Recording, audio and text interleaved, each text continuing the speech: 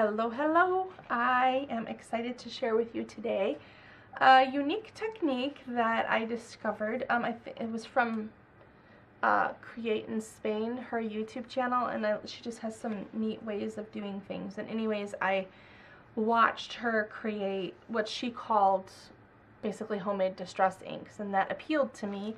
But then I kind of thought even further, like just, custom colored homemade distress inks, and also a way to get the media on the page without as much water, like watercolor. For example, I'm using watercolor in this. So I just have my basic bullet journal here from like Michael's, and one thing I do is I will skip a page. So I'll leave a page behind, and in front of the page that I'm working on, because once it's all dry, I will glue these two together just to give it a little bit more, sturdiness. So that's how that works. This next thing I have here, I go to the dollar store and they have 2 for $1, these like cutting mats, and they are awesome for art stuff, honestly.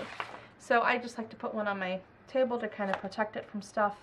I can just wipe that off instead of having to scrub my table. And then I cut it in half, and I use it. These are great for Bible journaling as well, like if you're doing art in your Bible, and you can just stick these in between the pages. We did that with our teen girl youth group, and that's what a lot of these are from. But anyways, you can just stick it behind your page just to keep the water, and everything where it's supposed to be.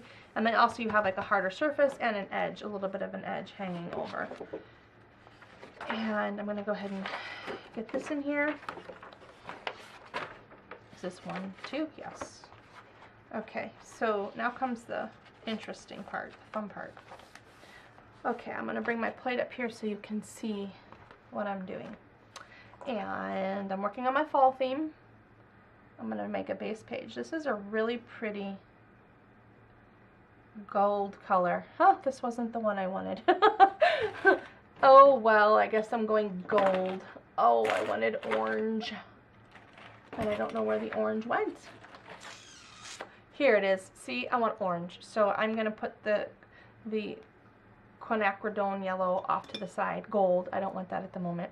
Maybe I will in a moment, but not right now. So this is vermilion, and it's a really vibrant orange. Okay, I'm just going to stick it on here. Squeeze them on here. You don't necessarily have to have the tubes of watercolor either. I mean, you could just use whatever you have on hand, even like your kids' tray. Now, with the tray, the cheaper watercolors, they're going to be kind of chalky, most likely, but still, it doesn't matter all that much. Just have fun, play with it. We can become watercolor connoisseurs as time goes on, because I know there's a whole lot out there that's really, really nice. These tubes were given to me by a very dear friend who watercolors, and she's phenomenal, and so I treasure them. And okay, so what you do is you have your paint, and then you're going to make like a good puddle, like just keep adding some water. This isn't even a watercolor brush, I don't care. It's a little bit more of a stiff brush, and I need that because that paint is kind of dry, like stiff, Oh, that's so pretty. Did you see that? Oh, so pretty. Okay, color going into the water. Okay, so I'm making like I said, a big puddle here. There's no right or really wrong way to do this. I'm just getting a good amount on the plate here so that I can use it for what I'm gonna do. Soak it up. The next thing you do, I have glycerin here in a little bottle. You can buy it at, I almost think Walmart has a bigger bottle, and I just poured some into this little bottle I got from the dollar store. And you're just going to squirt some glycerin in your puddle, and then you're going to mix it in. And then I think why this works is the felt. So I meant to cut a fresh piece of felt. So I have a ton of felt, and I had an old sewing spool, and I took the felt and the makeup pads, like you can get a pack of these at the dollar store, and so I took the makeup pad and I put that on there as like a cushion, and then you put the felt on top, and then what happens is the felt absorbs the water but allows the pigment to go down on your page without as much saturation and then bleeding through to everything else. So let's get to that. So I might get some green coming through, but I don't care because I'm just doing this as a sample to show you. It might turn out really good. I don't know. Okay, so I absorbed all that up into there. And then just take it to your page and start, you know, putting it down. And you can see some of that green is coming through, and my orange isn't actually as orange as I would like it. But you're getting the idea of getting the color on the page. This is the back side. This is not 2 sheets, this is 1 sheet.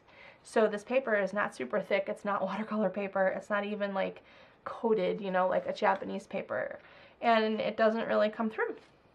And so that is really cool, and that's the reason why I am loving doing this with this technique with this kind of paper or whatever, because it's just a really cool way to get a lot of pretty color on the page and have, you know, unlimited amount of what you can do with whatever watercolors you have on hand.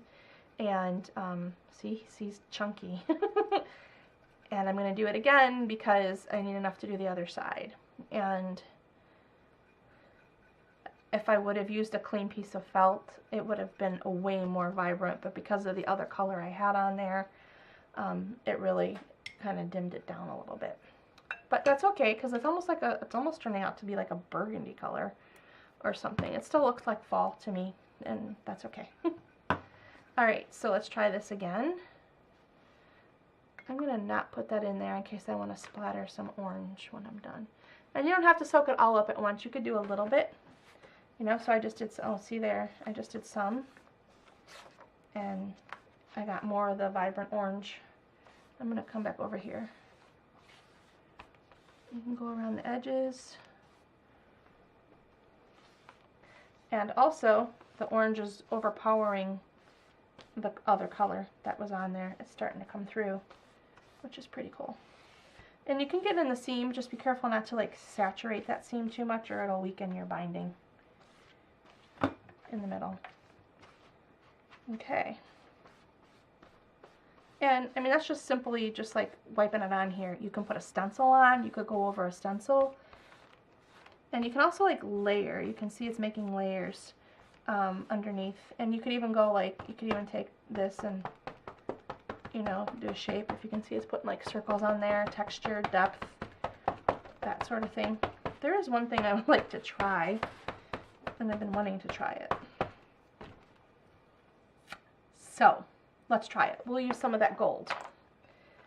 Oh, should we splatter some orange? I don't know, it's counterintuitive, but let's see.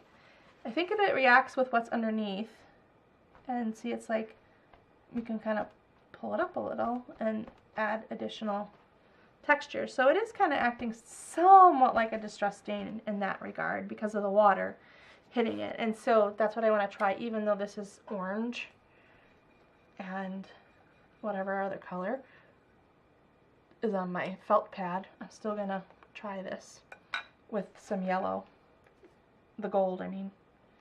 And let's see what happens here. I'm going to mix it up. Save the brush. Let's see what happens here. I'm going to just soak it all up and just go with it because there's not a lot. Oh, look at that. So you actually can see like the layers are kind of combining. Oh, that is so pretty. See, I wanted to try that. I'm actually ending up with that orange that I wanted, like the vibrant. Okay, give me more gold.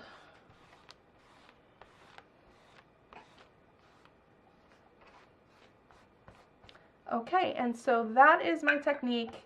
A really fun way to just throw some color on the page, no matter your journal, pretty much no matter your paper. And again, I'm going to flip over here. This is the back side. One single page, not really coming through.